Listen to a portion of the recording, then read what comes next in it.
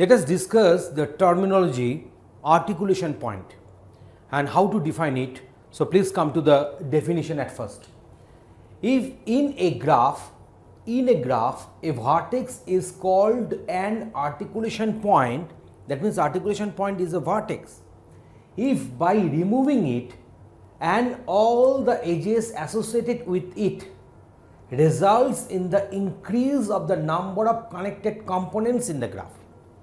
That means we are going to delete one vertex or node and all the associated edges which are connected with that respective vertex going to be deleted.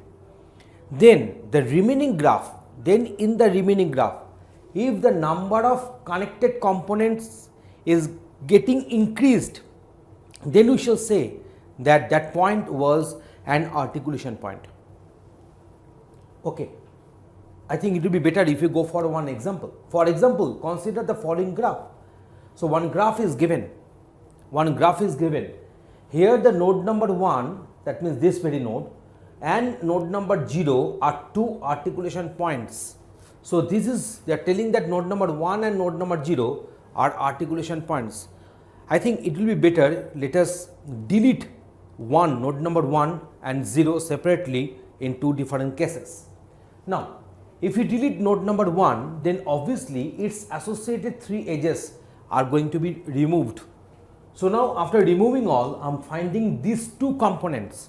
Here this graph initially was having only one component, but here we are having two disjoint components. So, two graph components after deleting node number 1. That means the number of connected components have got increased. Now, what about this deletion of this node number 0? If you go for the deletion of this node number 0, then again we are getting two connected components. So, two graph components after deleting node number 0. So, node number 1 and node number 0, they obviously are the articulation points. Now, let us consider node number 3. If I delete this node number 3, then these three edges will get removed and this node number 3 is getting deleted, but we are remaining with this connected only one component. So, number of components are not getting increased. So, node number 3 is not an articulation point. So, in the GATE also or in your coming exams also, you are supposed to find out the articulation points of a given graph, or you are supposed to count the number of articulation points present in a given graph.